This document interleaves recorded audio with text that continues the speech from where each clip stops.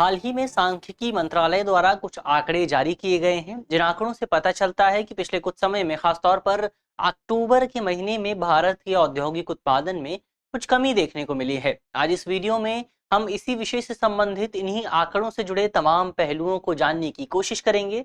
हम जानेंगे कि आखिर ये कमी क्यों आई है, इस कमी के क्या निहितार्थ हो सकते हैं। मेरा नाम है अक्षय और आपका स्वागत है दृष्टि आईएएस की इस नई वीडियो में। वीडियो शुरू करते हैं और सबसे पहले वीडियो की रूपरेखा को समझ लेते हैं, यानी उन बिंदुओं पर चर्चा कर लेते हैं जिनके माध्यम से हम अपनी इस पूरी वीडियो को आगे बढ़ाने की कोशिश करेंगे। तो वीडियो में सबसे पहले हम बात करेंगे कि ये जो पूरा विषय है वो आखिर चर्चा में क्यों आ गया है, ये पूरा विषय इतना ज्यादा महत्वपूर्ण क्यों हो गया है, उसे समझने की कोशिश करेंगे। इसके अलावा आंकड़े क्या कहते हैं, जो आंकड़े जारी किए गए हैं उन आंकड़ों में क्या कहा गया है, साथ ही औद्योगिक उत्पादन में कमी क्यों आई है, संबंध में क्या चुनौतियां मौजूद हैं और अंत में निष्कर्ष पर बात करेंगे।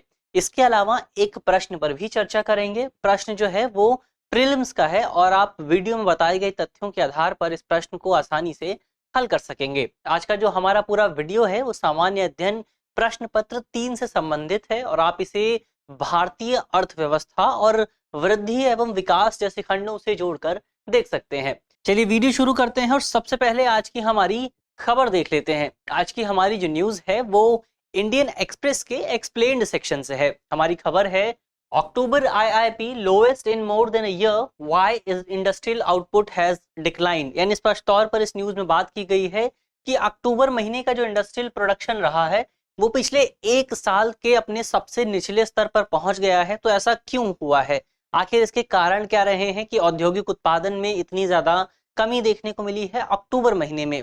इसी पूरे विषय को लेकर इस पूरी खबर में चर्चा की गई है। चलिए आगे बढ़ते हैं और सबसे पहले पूरी चर्चा में क्यों है ये पूरा विषय, उस पर जान लेते हैं कि आखिर हम इस पूरे वीडियो में इस पूरे विषय पर बात क्यों कर रहे हैं। तो हमने पहले ही देखा कि हाल ही में सांख्यिकी मंत्रालय के तहत राष्ट्रीय सांख्यिकी कार्यालय यानी एनएसओ ने कुछ आंकड़े जारी किए हैं, कुछ रिपोर्ट्स जारी की गई हैं, कुछ सूचकांक जारी किए गए हैं, जिनमें पता चला है कि अक्टूबर महीने में भारत का जो औद्योगिक उत्पादन सूचकांक था उस औद्योगिक उत्पादन सूचकांक में कुछ कमी आई है। कमी कितनी आई है, तो कमी तकरीबन 4% की कमी आई है। यानी भारत में अक्टूबर महीने में जो फैक्ट्री उत्पादन था, ये जिसे हम औद्योगिक उत्पादन भी कहते हैं, तो इस औद्योगिक उत्पादन में तकरीबन 4% की कमी देखने को मिली है। और यहाँ सबसे विशेष बात यह है कि ये जो 4% की कमी है, ये कमी पिछले 26 महीने के अपने निचले स्तर पर पहुंच गई है। यानी भारत का अक्टूबर महीने का जो औद्योगिक उत्पादन है वो पिछले 26 महीने के अपने सबसे निचले स्तर पर पहुंच गया है। अब इन आंकड़ों का विस्तार पूर्वक विश्लेषण करने से पहले हमारे लिए औद्योगिक उत्पादन सूचकांक को भी समझ लेना बहुत ज्यादा जरूरी हो जाता है, क्योंकि जब तक हम जानेंगे नहीं कि ये सूचकांक क्या है तब तक हम इस सूचकांक के आंकड़ों का विश्लेषण नहीं कर सकेंगे।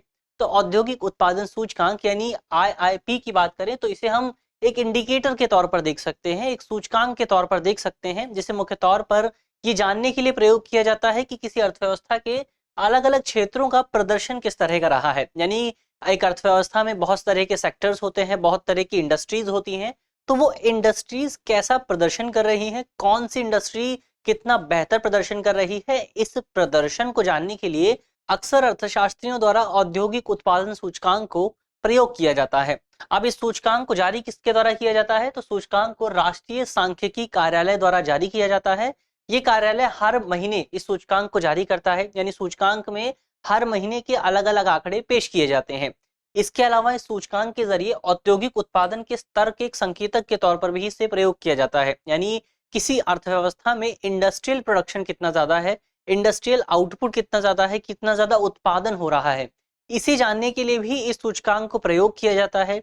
इसके अलावा हमने बात की थी कि ये जो सूचकांक है ये प्रतिमाह जारी होता है, और प्रतिमाह जारी होने का मतलब है कि ये सूचकांक किसी अर्थव्यवस्था की अल्पावधि में हुए परिवर्तनों को दर्शाता है। यानी किसी अर्थव्यवस्था में, किसी इकोनॉमी में छोटे पीरियड में, बहुत कम समय में कितना ज्यादा परिवर्तन हो रहा है, उस परिवर्तन को जानने के लिए भी सूचकांक को प्रयोग किया जाता है। तो ये तो इस सूचकांक के बारे में कुछ बुनियादी बातें हुई कि सूचकांक किसके द्वारा जारी किया जाता है, सूचकांक का उपयोग किस तरह से किया जा सकता है। अब आगे बढ़ते हैं और सरकार ने अक्टूबर महीने के लिए जो सूचकांक जारी किया है उस सूचकांक में किस तरह के आंकड़े पेश किए गए हैं, उन आंकड़ों पर बात कर लेते हैं। तो सूचकांक में सबसे पहले बताया गया है कि अक्टूबर महीने में भारत के औद्योगिक उत्पादन में यानी इंडस्ट्रियल प्रोडक्शन में कुछ कमी देखने को मिली है। कितनी कमी आई है, तो हमने पहले ही बात की थी कि जो कमी है वो तकरीबन 4% की है। यानी पिछले साल इसी अवधि में भारत में जितना इंडस्ट्रियल प्रोडक्शन हो रहा था, इस महीने, इस अक्टूबर के महीने में, इस साल अक्टूबर महीने में उस इंडस्ट्रियल प्रोडक्शन में तकरीबन 4% का संकुचन हुआ है। अब इस जो कमी आई है, इस कमी का और ज्यादा विश्लेषण करें तो सबसे पहले विनिर्माण उत्पादन पर बात करते हैं, यानी मैन्युफैक्चरिंग आउटपुट पर बात करते हैं, मैन्युफैक्चरिंग प्रोडक्शन पर बात करते हैं। क्योंकि जो मैन्युफैक्चरिंग प्रोडक्शन है वो इस सूचकांक में, औद्योगिक उत्पादन में सबसे ज्यादा हिस्सेदारी रखता है। इसकी जो वेटेज है वो तकरीबन 77.6% के आसपास है।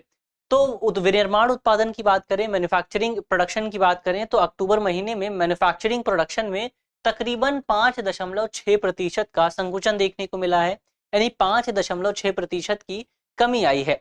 अब वहीं यदि आप इन आंकड़ों की तुलना पिछले वर्ष से करेंगे, पिछले वर्ष इसी अवधि से करेंगे, तो पिछले वर्ष इसी अवधि में जो विनिर्माण उत्पादन है, जो मैन्युफैक्चरिंग आउटपुट है, जो मैन्युफैक्चरिंग प्रोडक्शन है, उसमें तकरीबन 3.3% की वृद्धि देखने को मिली थी। तो जाहिर तौर पर इस साल जो कमी हुई है वो कमी भारत के लिए बहुत ज्यादा गंभीर साबित हो सकती है, भारत के इंडस्ट्रियल प्रोडक्शन के लिए बहुत ज्यादा गंभीर साबित हो सकती है। इसके अलावा हमारा दूसरा जो कैटेगरी है वो है पूंजीगत वस्तु उत्पादन को लेकर। और ये जो कैपिटल गुड्स प्रोडक्शन है, ये जो कैटेगरी है, ये किसी अर्थव्यवस्था में निवेश को दर्शाती है। यानी ये जो पूरी कैटेगरी है ये बताती है कि किसी देश के जो उद्योगपति हैं, जो बिजनेसमैन हैं, वो अपनी इकोनॉमी में, वो अपने अपने काम में, अपने बिजनेस में कितना ज्यादा इन्वेस्टमेंट कर रहे हैं। और जितना ज्यादा इन्वेस्टमेंट होगा उतना ज्यादा पूंजी का सृजन होगा और अर्थव्यवस्था उतनी ज्यादा ही विकास करेगी। तो यदि आंकड़ों पर नजर डालेंगे तो आपको पता चलेगा कि पूंजीगत वस्तु उत्पादन में अक्टूबर महीने में तकरीबन 2.3% का संकुचन हुआ है। यानी अक्टूबर महीने में निवेश में, खासतौर पर औद्योगिक निवेश में तकरीबन 2.3% की कमी देखने को मिली है। इसके अलावा तीसरी कैटेगरी है टिकाऊ और गैर टिकाऊ वस्तुओं की, यानी ड्यूरेबल और नॉन ड्यूरेबल गुड्स की।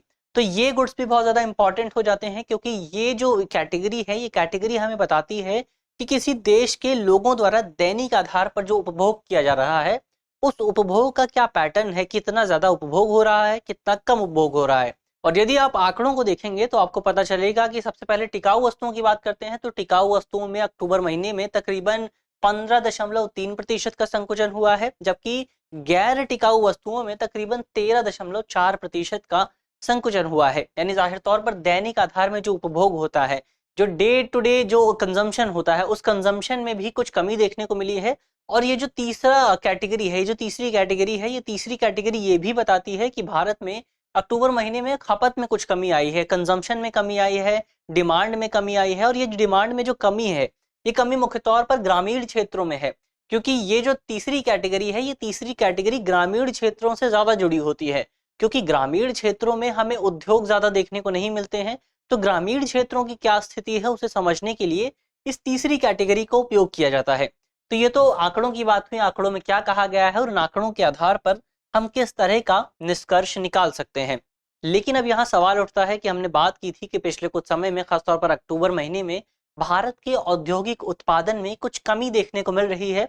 तो आखिर इस कमी के कारण क्या हैं, उन कारणों पर बात करने की कोशिश करें तो हम जानते हैं कि वैश्विक अर्थव्यवस्था में पिछले कुछ समय से तमाम तरह की अनिश्चितताएं, अनसर्टेनिटीज देखने को मिल रही हैं। जैसे हमें कोविड-19 महामारी देखने को मिली, इसके अलावा रूस और यूक्रेन के बीच युद्ध भी देखने को मिला। और इस तरह की तमाम घटनाएं पिछले कुछ समय से देखने को मिल रही हैं। और इन्हीं घटनाओं की वजह से, इन्हीं अनिश्चितताओं की वजह से वैश्विक अर्थव्यवस्था पर मंदी का खतरा और ज्यादा मजबूत हो गया है। और जब कहीं पे मंदी आती है तो उसका मतलब ये होता है कि वहां पर जो डिमांड है, जो मांग है, वो और ज्यादा कमजोर हो गई है। और वैश्विक स्तर पर मांग के कमजोर होने का मतलब है कि वैश्विक स्तर पर जो निर्यात है, जो एक्सपोर्ट है, उस निर्यात में भी कमी आएगी, एक्सपोर्ट में भी कमी आएगी, क्योंकि डिमांड ही नहीं है तो आखिर हम बाहर भेजेंगे क्या। तो जब वैश्विक स्तर पर निर्यात में कमी आ रही है, इसके अलावा घरेलू स्तर पर निर्यात में कमी आ रही है, भारत के निर्यात में कमी देखने को मिली है आंकड़ों के मुताबिक। तो जब निर्यात में कमी आती है तो इसकी वजह से उत्पादन में भी कमी होती है, प्रोडक्शन भी कम हो जाता है, क्योंकि जब बाहर लोग खरीदने वाले नहीं हैं तो आखिर चीजों का उत्पादन किस लिए किया जाएगा। तो इसकी वजह से प्रोडक्शन में भी कमी आती है। और यही जो ट्रेंड है, ये जो कमी का ट्रेंड है, हमें जुलाई से सितंबर महीने के लिए जो जीडीपी के आंकड़े जारी किए गए थे, उन आंकड़ों से भी पता चला था।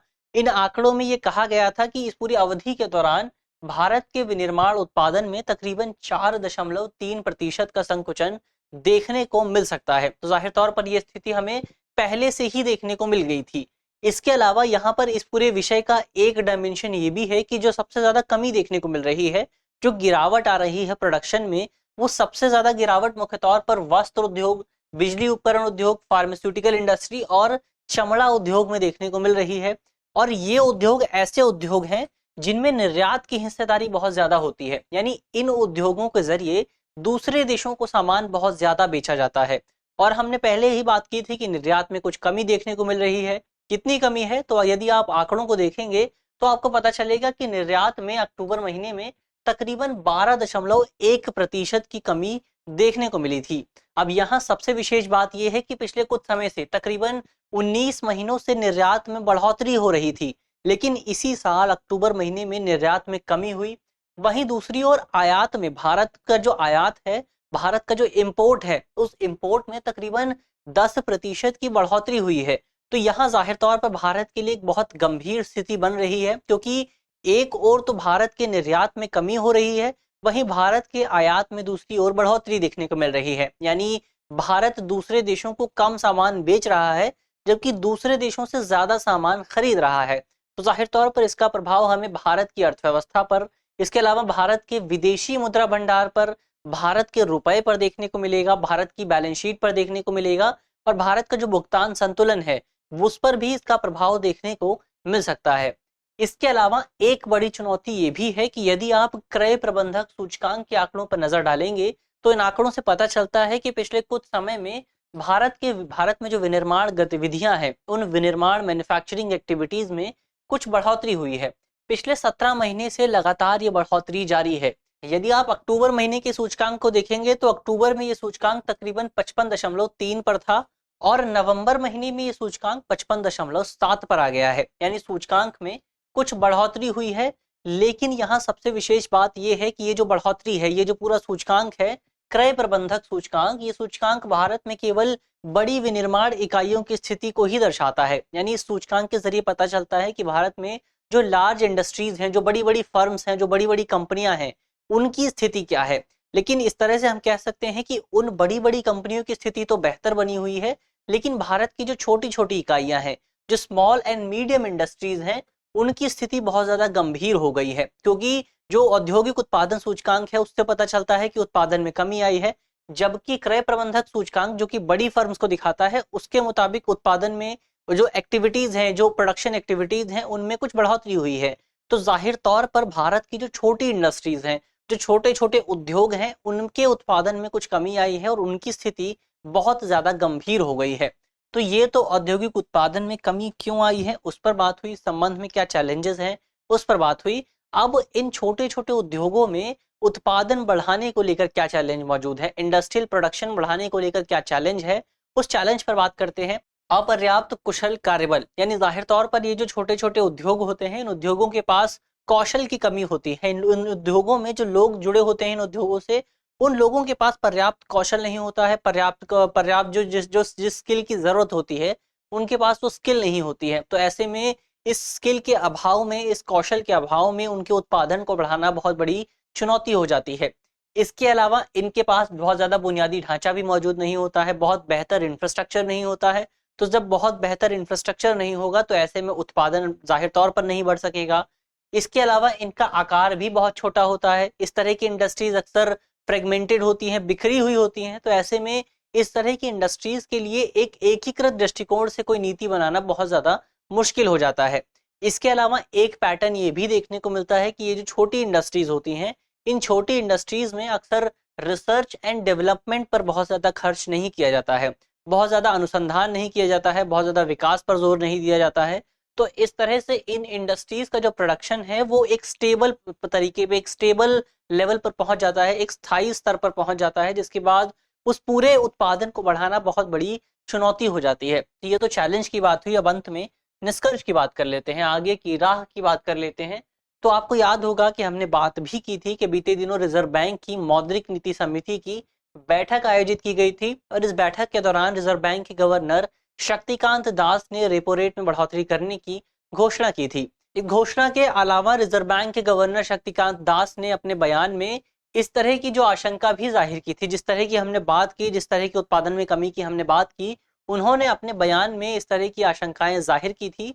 उन्होंने अपने बयान में कहा था कि जो एक्सटर्नल इंडस्ट्रीज हैं, जो एक्सटर्नल क्षेत्र हैं, जो फर्म्स हैं, एक्सटर्नल इंडस्ट्रीज मतलब वो इंडस्ट्रीज जिनका अंतर्राष्ट्रीय व्यापार से कुछ संबंध होता है, यानी या तो वो एक्सपोर्ट करती हैं या फिर इंपोर्ट करती हैं।